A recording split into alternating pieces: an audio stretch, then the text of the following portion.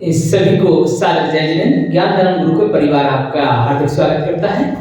और जैसा कि आप सभी को पता है कि ज्ञान धर्म गुरुकुल में स्वाध्याय की श्रृंखला चलाई जा रही है, जिसमें अभी आटे के मुर्गा का ग्रंथ चल रहा था और लगभग पूर्ण होने वाला है। शायद आज लास्ट है इसका। इससे पहले समाप्त हो, इससे पहले हम ज्ञान धर्म गुरुकुल की तरफ से सबको छोटी दिवाली की हार्दिक शुभकामनाएं देते हैं 2022।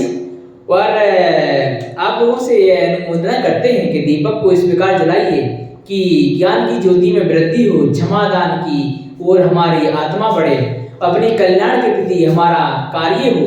इस तरीके से अपने आप को आगे बढ़ा करके दीपावली का पर्व मनाएं और नए वर्ष का एक स्वागत करें, क्योंकि दिवाली के बाद हमारा जैन धर्म का जो नया वर्ष है वो शुरू हो जाएगा।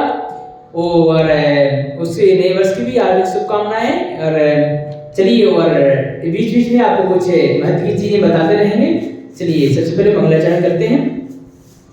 ओम नमः सिद्धिभ्यः, ओम नमः सिद्धिभ्यः, ओम नमः सिद्धिभ्यः।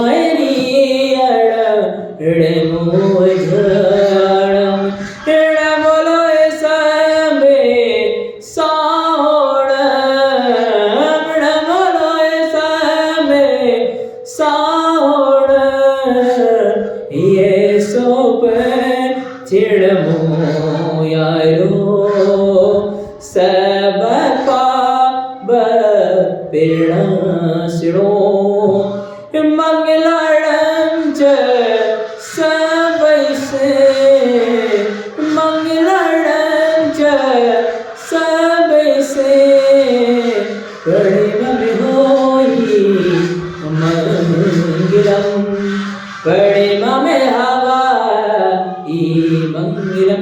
बोलिए देवाय देवगे चर्ची आदिनाथ भगवान की जय। बोलिए देवाय देवगे चर्ची चिंताड़ी पास भगवान की जय। बोलिए देवाय देवगे चर्ची मान भगवान की जय। बंधुओं, आटे का मुर्गा, इसकी समस्त कक्षाओं में वर्णन किया है किस प्रकार से आटे की मुर्गी की बलि देने मात्र से कितने भवों तक यशोधर राजा को भटकना पड़ा, एवं उनको सलाह देने वाला उनकी माँ थी, तो उनकी माँ को भी साथ साथ में भटकना पड़ा। ध्यान रखना, अगर हम किसी को सलाह दें तो सही सलाह देना है, गलत सलाह नहीं देना है। वह सलाह नहीं देना है जिससे हमें भवों तक भटकना पड़े।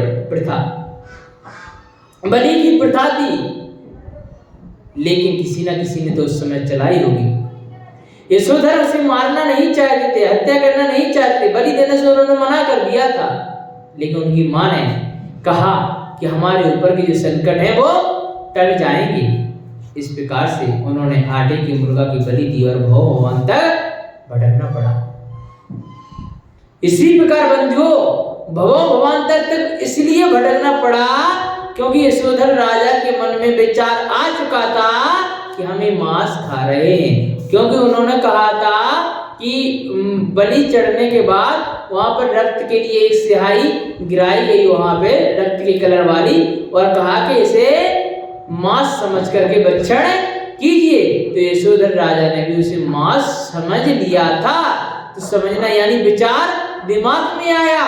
जब विचार दिमाग में आने से कितने भवों तक भटकना पड़ा, उसी प्रकार हम किसी के बारे में भी अगर अच्छा सोचें तो अच्छा व्यवहार हमारे पास आएगा, अगर बुरा सोचें तो बुरा व्यवहार हमारे पास आएगा।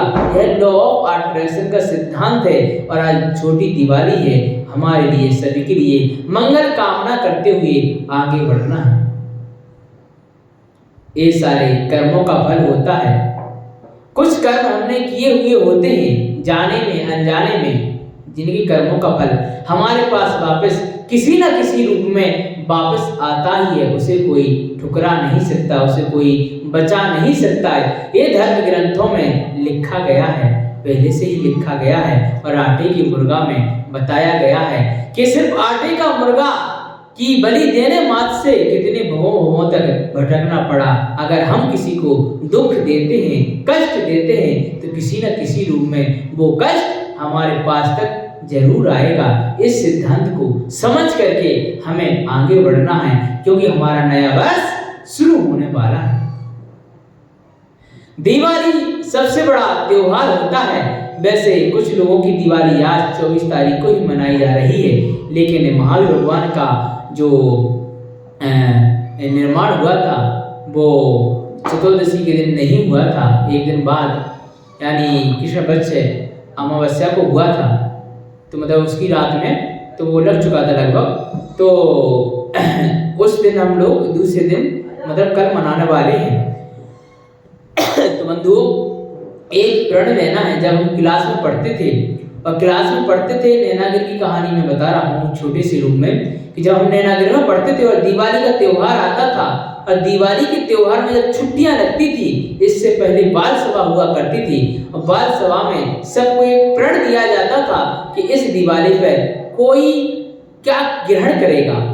तो कोई कहता था कि मैं आज से झूठ नहीं बोलूंगा, कोई कहता था कि मैं किसी न किसी की हेल्प जरूर करूंगा डेली, कोई कहता था कि मैं हफ्ते में एक पेड़ जरूर लगाऊंगा, ऐसा नियम लेता हूँ, कोई कहता था कि माता पिता की मैं डेली पैर छूऊंगा, इस तरीके के नियम लिया करता था। उसी प्रकार हमें भी नियम लेना है कि जाने में अनजाने में किसी का दिल ना दुखे, और अहिंसा के मार्ग पर। क्यों?